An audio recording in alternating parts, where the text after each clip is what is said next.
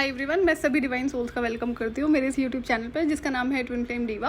और आज के मैं इस वीडियो में शेयर करूँगी कि जब मुझे पता चला कि ये जो ट्विन फ्लेम है ये एक रिलेशनशिप में है, इसकी शादी की बात चल रही है और इसने मुझसे झूठ बोला है। अभी तक ये यही प्रिटेंड कर रहा है कि मुझ में इंटरेस्टेड है, ये सिंगल है, इसे शादी नहीं करनी है। और बाकी जो सारे डिपार्टमेंट के लोग थे वो इसके इस शिट में हमेशा इसको सपोर्ट करते थे, ये पोर्ट्रे करने में, मुझे ये बिलीव कराने में कि ये जो बोल रहा है ना ये सही बोल रहा है, कि ये एक्चुअली में उस लड़की के प्यार में है अभी तक जिससे ब्रेकअप हुआ था और ये अभी तक उससे ओवर नहीं हुआ है और ये किसी रिलेशनशिप में नहीं है। और एक चीज़ और हुई थी कि जब से मेरा प्रमोशन हुआ था ना इसके डिपार्टमेंट में, तब से ही मेरे साथ ना काफ़ी रूड होने लगा था। इसका वो एंगर, वो जेलिसी, हेट कह सकते हैं कि झेला नहीं जाता इससे ना कि मेरा प्रमोशन क्यों हुआ, क्यों मुझे सक्सेस करियर में मिली। तो ये इसका जब अचानक से सोचो साल भर हो गया था, बहुत अच्छे से बिहेव कर रहा था, सब कुछ ठीक था। मैंने तो कभी कोई एक्सपेक्टेशन नहीं लगाई कि मुझे इसके साथ रिलेशनशिप में आना था या कुछ और था। मैंने ठीक है, फीलिंग्स हैं, चली जाएंगी, लेकिन जो चीज़ ये मेंटेन करता था कि मैं कभी इससे ना ओवर ना हूँ, क्योंकि ये हेटर था एंड इससे इसकी जो हेट थी वो मेरी करियर सक्सेस से ज़्यादा थी। सो अब करियर सक्सेस, उसके बाद में फिजिकल ब्यूटी से डेफिनेटली।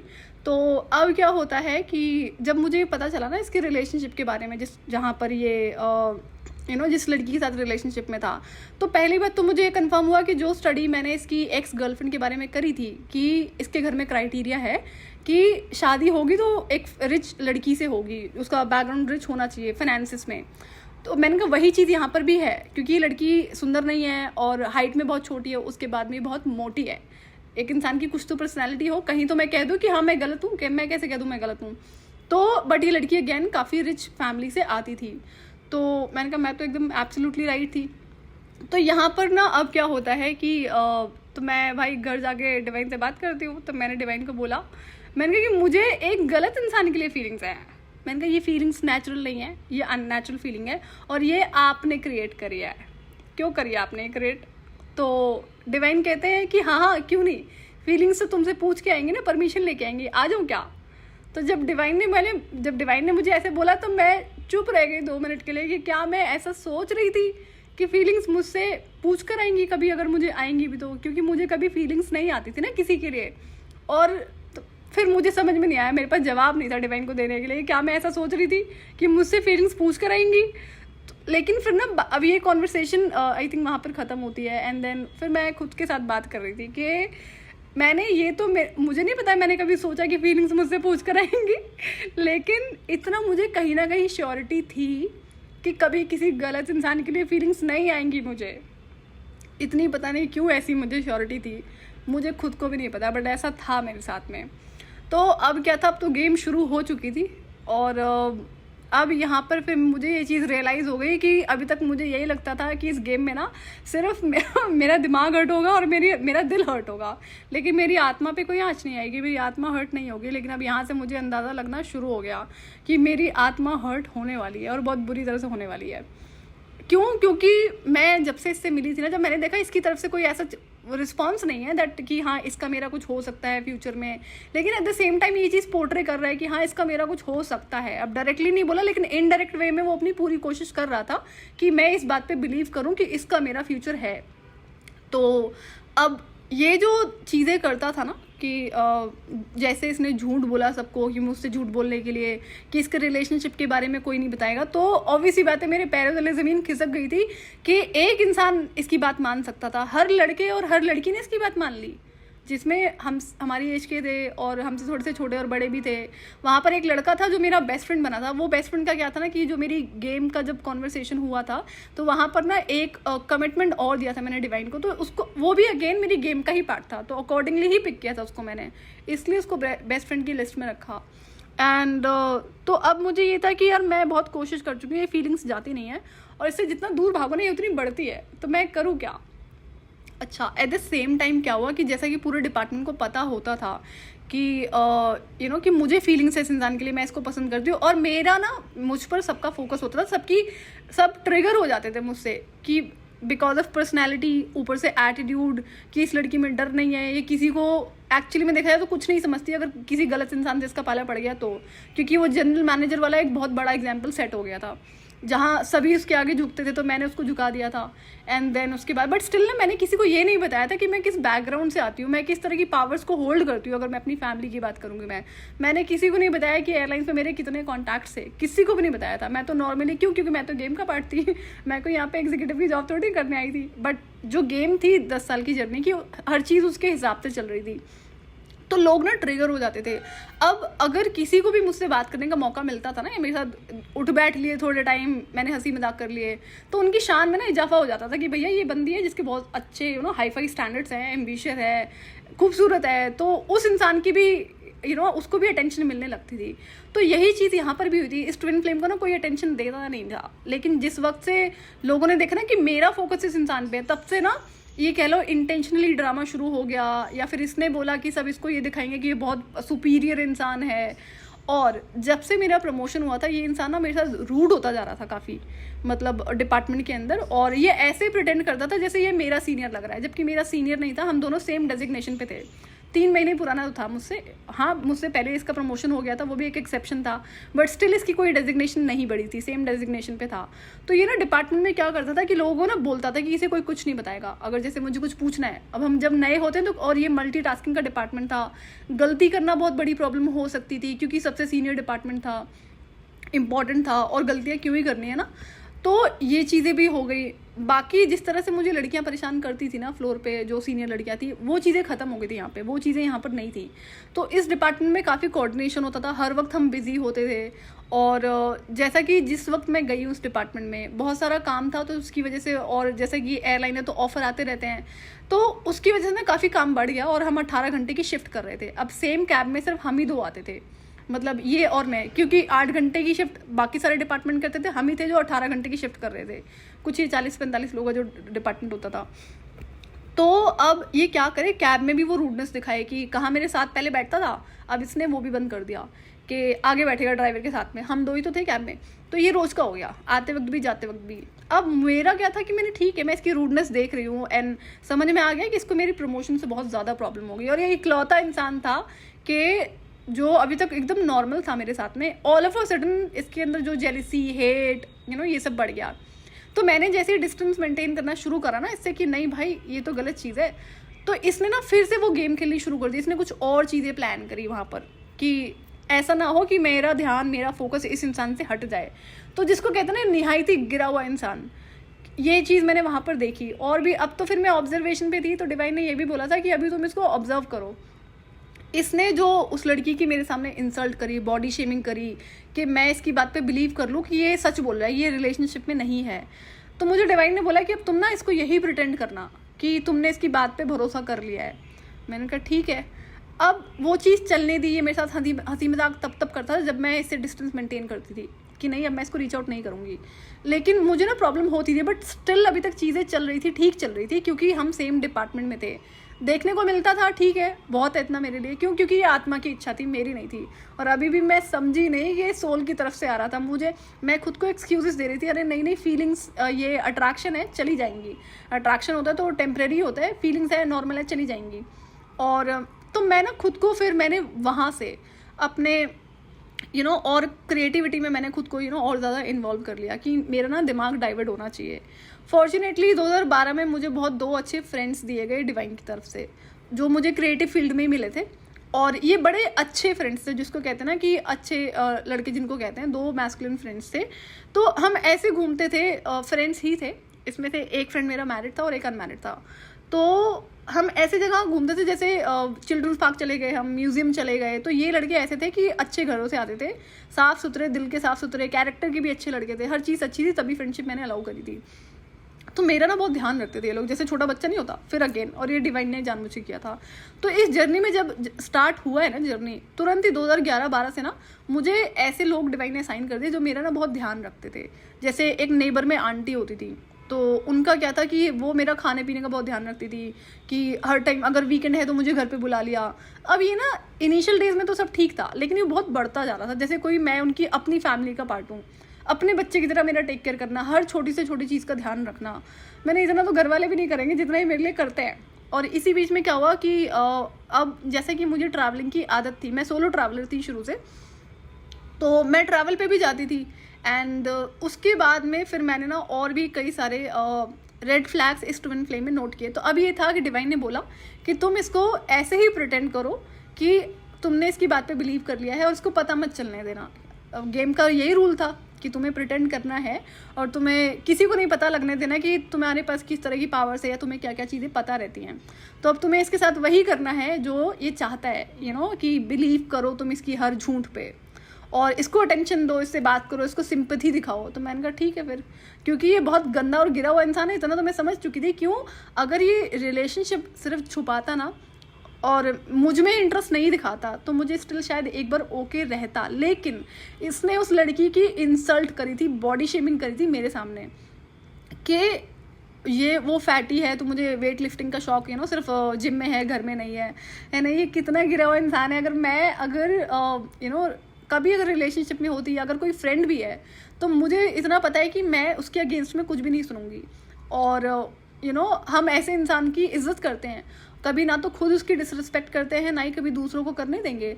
और ये कितना गिरा हुआ इंसान है कि जिससे इसकी शादी होने वाली उसकी ये डिसरिस्पेक्ट कर रहा है ताकि मैं इसके झूठ पे बिलीव कर लूँ। अब ये जिस लेवल का माइंड गेमर ट्रिक्स खेल रहा था, मैं बचपन से देख रही हूँ, कोई नई चीज़ थी क्या? हाँ, अभी ऐसा कोई इंसान मेरे ऐसे कांटेक्ट में नहीं था चाइल्डहुड से कि जो ये लव रिलेशनशिप में इस तरह से कोई खेल गया हो। सारे ऐसे ही थे कि जान पहचान के हैं, बट लव रिलेशनशिप में ऐसा कोई कभी नहीं मिला था मुझे। यहाँ पे प्रॉब्लम क्या थी कि मुझ में फीलिंग्स थी, मैंने तभी तो मैं बात कर रही थी, अदरवाइज मैं बड़ा बात करती इससे। पूरी कंपनी में मैं किसी से बात नहीं करती थी और ये सब जानते थे और यही बात इसको पता थी। तो इसको क्या होता था, इसको ना कोई अटेंशन देता नहीं था।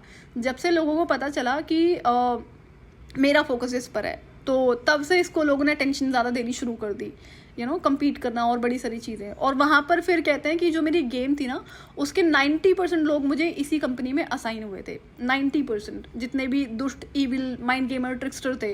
तो यहाँ पर एक लड़की और थी जो कंप्लीट ईविल थी, तो वो असाइन हुई थी। तो वो चीज़ें मैं आपसे फर्दर शेयर करूँगी।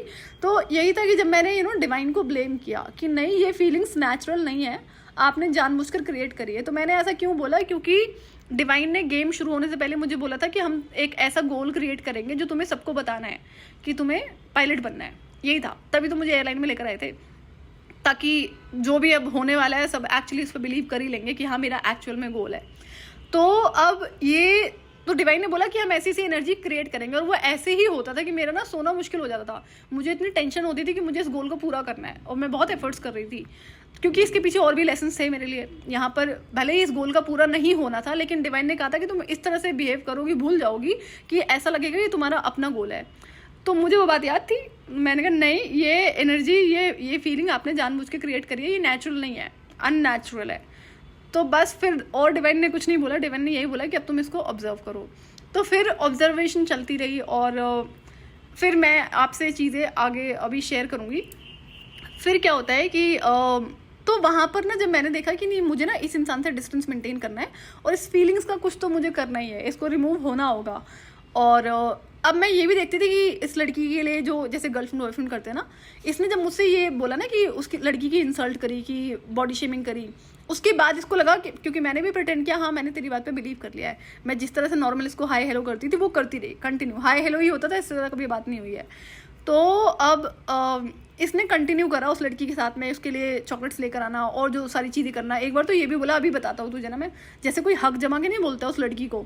तो मैंने कहा मैं समझ गई। तो बस स्टिल इसको ये कन्फर्मेशन हो गई थी कि मैंने इसके झूठ पे बिलीव कर लिया है कि ये रिलेशनशिप में नहीं है, बट स्टिल मैं ऑब्जर्वेशन मोड पे थी।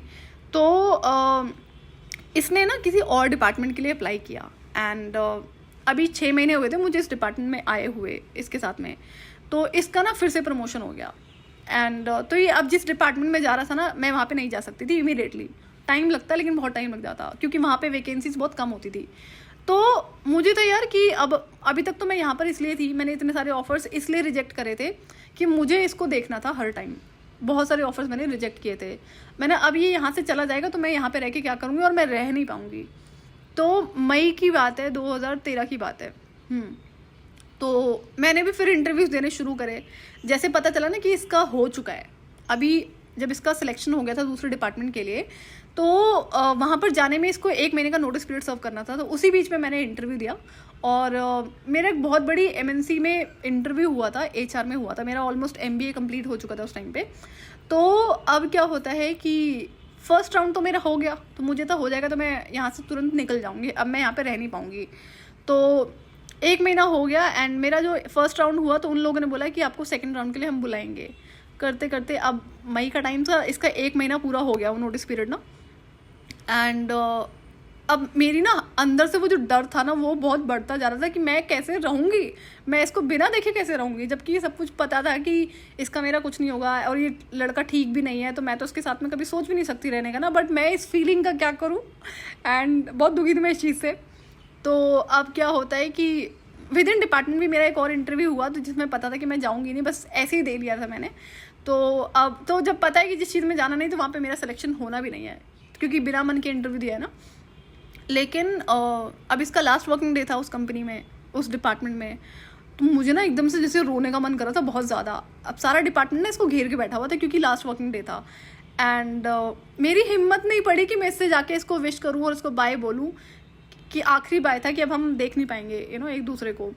तो अब क्या होता है कि ये फिर तो मैंने ना इसको नहीं बोला क्योंकि मेरी आंखों में ना आंसू भरे हुए थे। एंड देन मैं बहुत होल्ड करके बैठी हुई थी। तो इतने में एक फ्रेंड आता, कहता तेरी शक्ल कैसी हो रही, जैसे अभी रो पड़ेगी। तो मैं वहाँ से ना एकदम अपना मैंने बैग उठाया और मैं निकल गई ऑफिस से घर के लिए, क्योंकि मेरी शिफ्ट ओवर हो चुकी थी। मैंने इसको बाय नहीं बोला। तो अब मैं पूरे रास्ते रोते हुए गई पूरी कैब में रोते हुए गई मैं। तो मैं 3 दिन 3 रात कॉन्टीन्यूसली रोती रही। मैं ऑफिस नहीं गई और डे शिफ्ट में थी उस टाइम पे मैं। तो मुझे ऑफिस से कॉल आया कि तुम ऑफिस क्यों नहीं आई। तो मैनेजर को तो पता ही था, हर इंसान को पता था कि मैं दुखी तो थी। तो मैनेजर ने बोला कि तू सैड हो गई उसके जाने से। तो मैंने उसको कुछ रिप्लाई नहीं किया। मैंने कहा मैं ना अभी ऑफिस नहीं आ सकती, मेरी आंखें सूजी हुई थी, इतना मैं रो चुकी थी।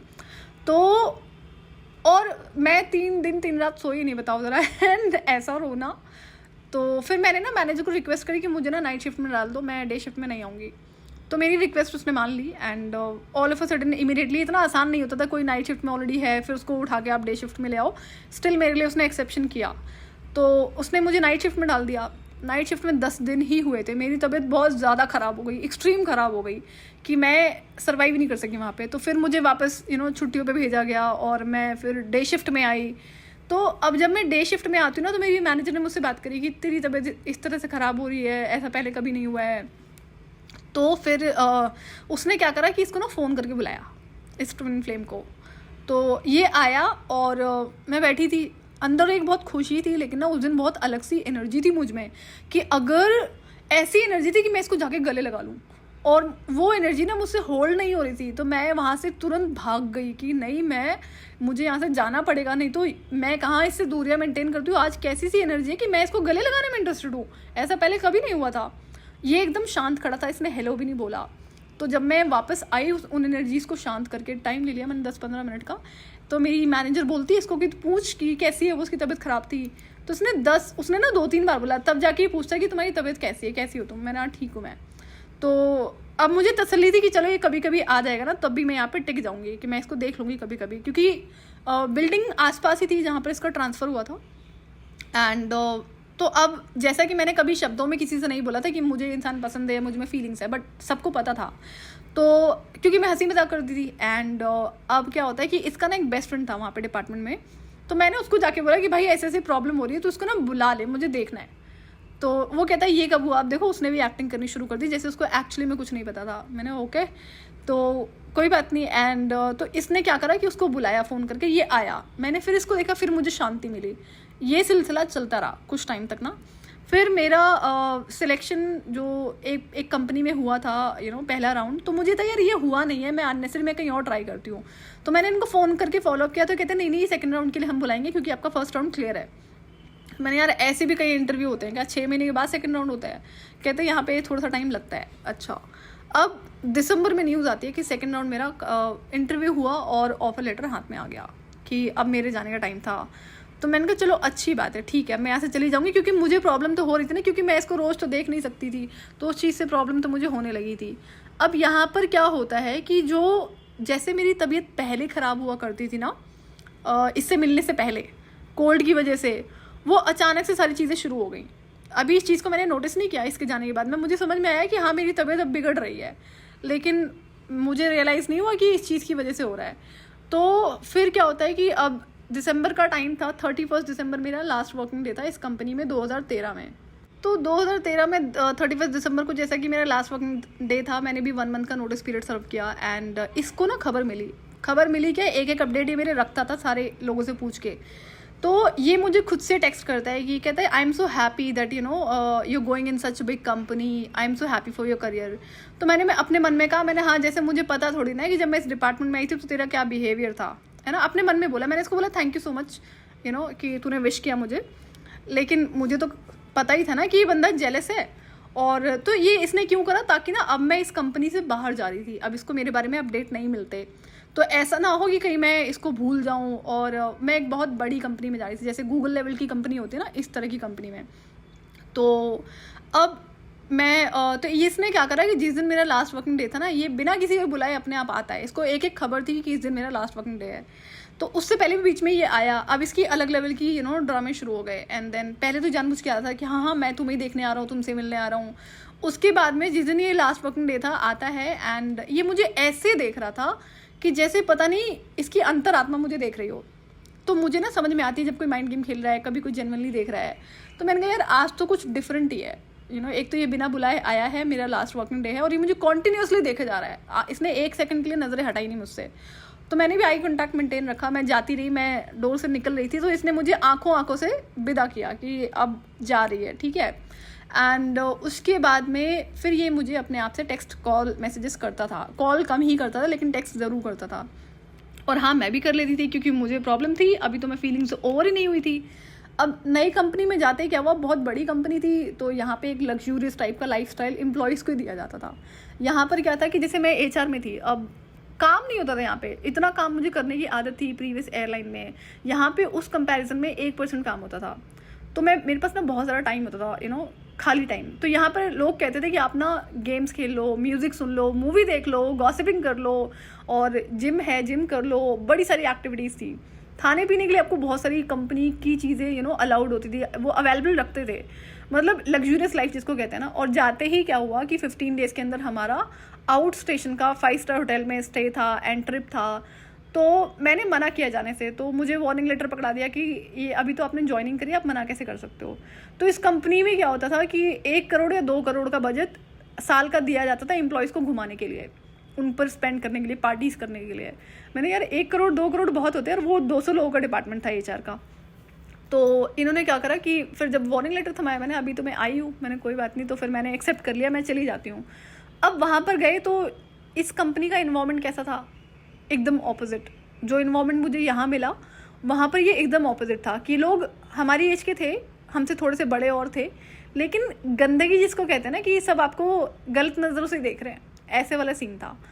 तो अब सोचो मैं कहाँ एक कॉलेज टाइप के इन्वायरमेंट में काम कर रही थी 2.5 साल से, अचानक से मैं इस इन्वायरमेंट में आ गई।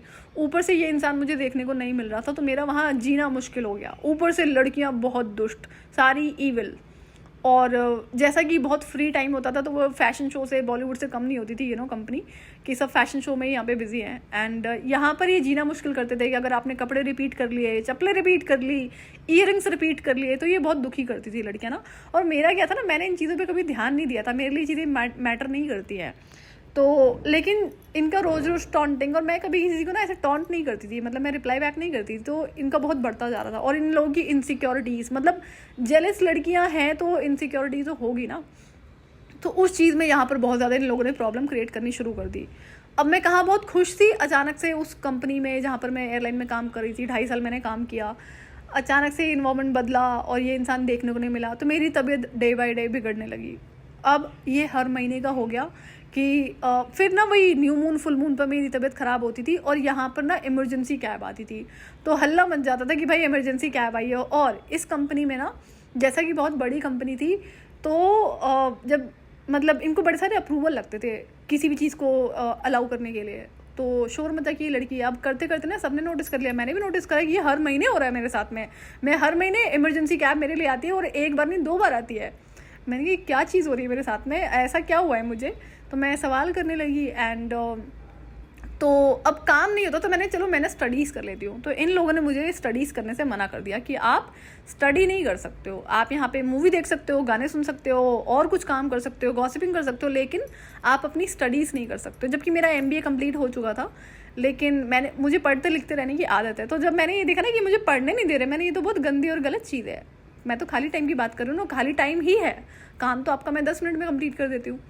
तो इनको ना उस चीज़ से भी ट्रिगर होने लगा कि जो काम ये लोग पूरे दिन में करते थे 8 घंटे में, कि मैं उसको 10 मिनट में 15 मिनट में ख़त्म कर देती थी। तो इनको ना सब पूरे डिपार्टमेंट को ट्रिगर हो गए कि ये लड़की हमारे लिए ख़तरा साबित हो जाएगी, क्योंकि सारे तो झकी मारते थे वहाँ पे। एंड तो लेकिन इस कंपनी में लाइफ ऐसी थी कि जैसे हम किसी अमीर बाप की औलाद है, यहाँ पर आते हैं फैशन शो करने काम वाम तो है नहीं, आओ बेटा घूमो फिरो खाओ पियो चले जाओ नाचो गाओ। अगेन यहाँ पे भी काफ़ी सारे फंक्शंस वगैरह होते थे, प्रोफेशनल डांसर्स हमें दिए जाते थे अगर आपको डांस सीखना है, तो बड़ी सारी सर्विसेज होती थी, बहुत सारे बेनिफिट्स, बहुत बड़ी कंपनी।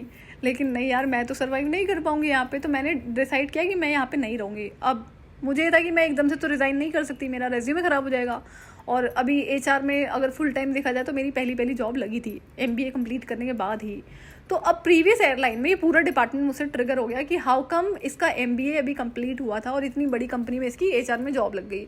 जॉब लगने के पीछे ठीक है लक है, लेकिन मेरे पास HR का पहले भी तो एक्सपीरियंस था ना, और इंटरव्यू में पूरी प्रॉपर ग्रिलिंग होती है, ऐसे ही किसी फ्रेशर को हायर नहीं कर लेगी इतनी बड़ी कंपनी। तो सबको वो बहुत ट्रिगर होने लगा। हाँ, लोगों ने झूठी तारीफें करी, वो तो दिखता ही है, बट देन ये सारे ट्रिगर हो गए थे कि ये, और सबको ना पता नहीं क्यों अंदाज़ा रहता था कि ये बहुत एम्बिशियस और ये सक्सेसफुल होएगी, ये डर सबको होता था। डर था, सोचो मैंने किस बात का डर है, अगर कोई मेरे सामने कोई ग्रो करता तो मुझे तो खुशी होती है, मुझे तो कभी कोई दिक्कत नहीं होती है, बट ठीक है कोई बात नहीं।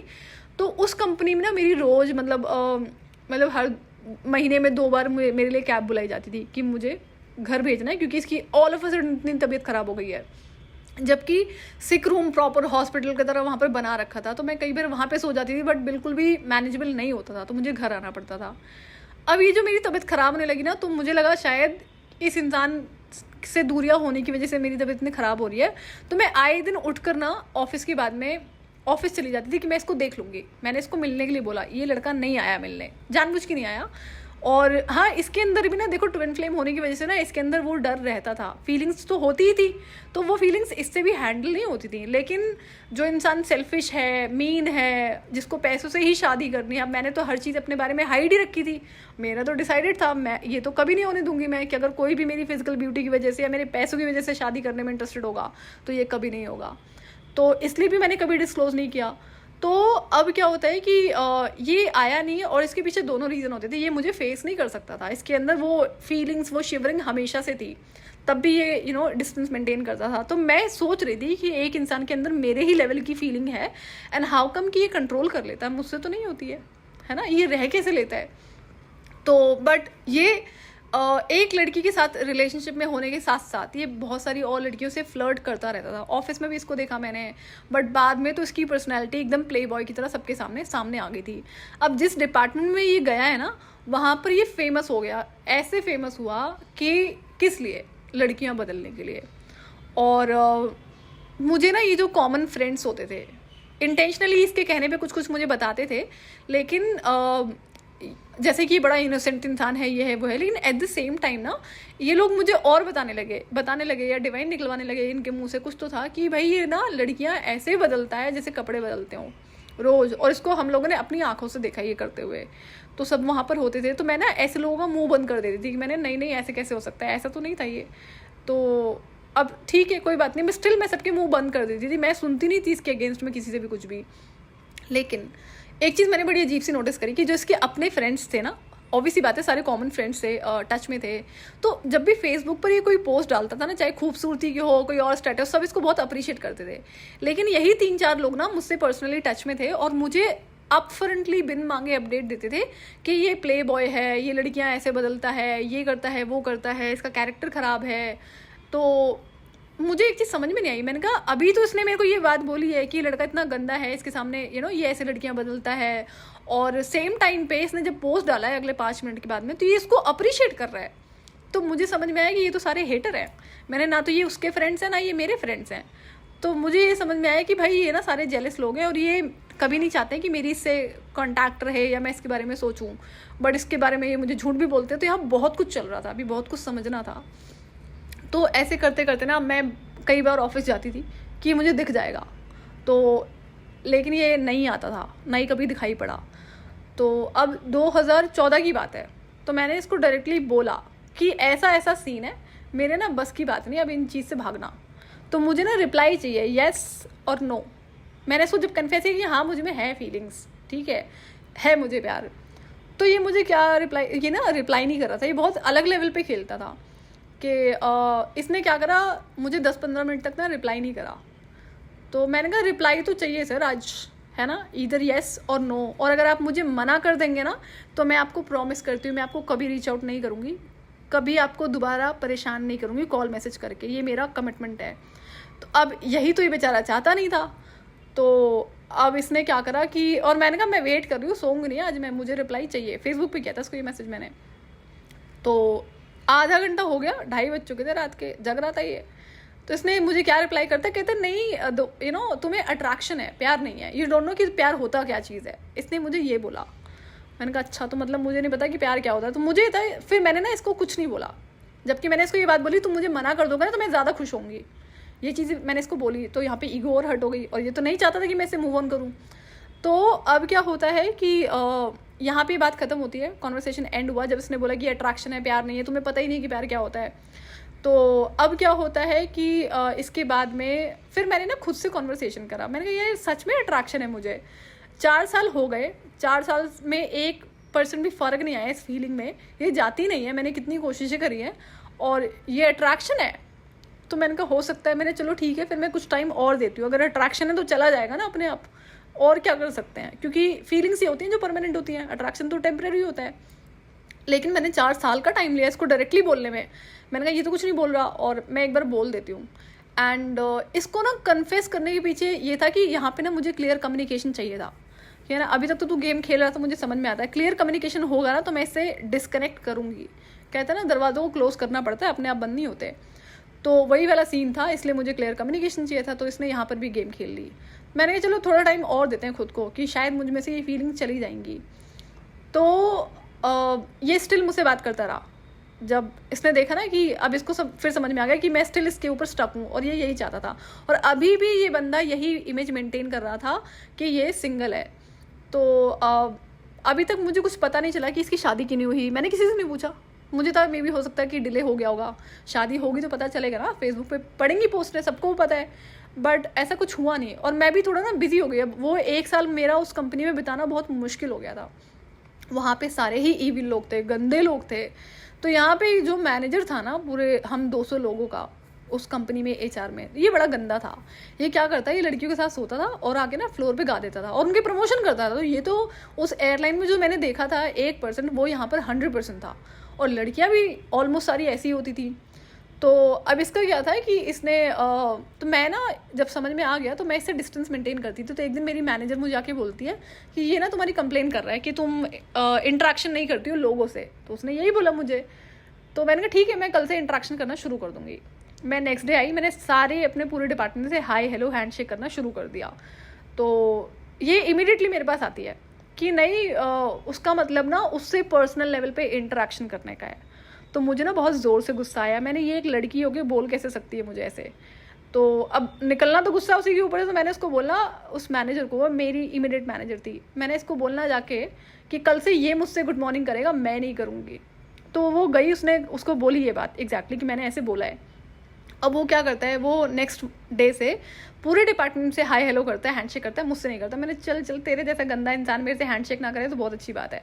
तो मैं फिर नहीं करी बात उससे। 1 मंथ हो चुका था, ये 2 मंथ हो चुके थे। ये बंदा अपने आप आता है कि हाय हेलो गुड मॉर्निंग। मैंने हाँ भी ठीक है गुड मॉर्निंग। तो बट कहते हैं ना ढीठ लोग ढीठ ही होते हैं, ये माना नहीं, ये अपनी कोशिश करता रहा। बट यहाँ पर भी इन लोगों ने, लड़कियों ने बहुत ज़्यादा परेशान कर दिया था। तो अभी जो मैनेजर थी ना, ये भी ऐसी थी, सोकर ही प्रमोट हुई थी, कोई स्किल नहीं थे, कोई टैलेंट नहीं था इस बंदी के अंदर। तो मैंने वो तो दिख ही रहा है। तो एक दिन ना इसने क्या करा, आउट ऑफ जेलिसी मेरे काम पे क्वेश्चन रेज कर दिया कि तुम ये कर कैसे लेती हो इतना स्पीड से, ना ये जेन्युइन है क्या। तो मैंने उसकी बहुत बेइज्जती करी वहीं फ्लोर पे। मैंने कहा आज तो उंगली उठा दी मेरे काम पे, आइंदा मत उठाना, नहीं तो भूल जाऊँगी कि तुम लड़की हो। मैंने कहा ये ना प्रीवियस कंपनी की देन है। तो अब इन लोगों ने ग्रुपिज्म करा कि जैसे तैसे करके ना इसको यहाँ पे सर्वाइव नहीं करने देना है ना। मैं तो वैसे भी इंटरेस्टेड नहीं थी वहाँ पे रहने में, तो मैंने डिसाइड किया 1 साल के बाद रिज़ाइन करने का वहाँ से, क्योंकि 1 साल तो मुझे कंप्लीट करना ही था। एंड अब जैसे ही मैंने रिज़ाइन करने का डिसाइड किया, पूरी डिपार्टमेंट में हलचल मच गई। क्यों? क्योंकि वहाँ से ना कंपनियाँ कोई छोड़ता नहीं था, बहुत सालों से लोग टिके हुए थे। क्यों? क्योंकि लग्जूरियस लाइफ होती थी, काम है नहीं, ये सब झक मारने आ रहे हैं, जैसे रिच पेरेंट्स की औलाद हो। तो ये लड़की रिज़ाइन क्यों कर रही है? तो अब कई सारे लेवल के मैनेजर्स, जनरल मैनेजर्स, डायरेक्टर्स मुझे रीच करने लगे रीज़न जानने के लिए। मैंने कहा कोई रीज़न नहीं, मुझे ऐसे जाना है यहाँ से। और इस बीच में ना मैं इस मैनेजर को 2-3 बार धो चुकी थी, मतलब जो मेरी अपनी मैनेजर थी ना, क्योंकि इसकी ईगो बहुत हर्ट हो रही। तो अभी जो मेरी मैनेजर थी ना, इसकी ईगो बहुत हर्ट हो रही थी, बट इसको था कि मैनेजर है तो ये कुछ भी बोल सकती है, कुछ भी कर सकती है। तो उसको 2-3 बार मैंने इसकी फ्लोर पे बेइज्जती करी, तो इसकी हरकतें बढ़ती चली गई। तो एक दिन फिर कुछ ऐसा कांड हो गया कि इसकी ढंग से क्लास मुझे लेनी पड़ी। उसके बाद फिर ये 1.5 घंटे में मेरे सामने हाथ जोड़ के बैठी रही बड़े से कॉन्फ्रेंस रूम में कि नहीं मैं इससे अग्री कर लूँगी, इसको छोड़ दूँ, बख्श दूँ। मैंने कहा नहीं मैडम ऐसे तो नहीं होगा, अब आपका बहुत हो गया ना, 1 साल हो गया इस चीज़ को झेलते हुए मुझे।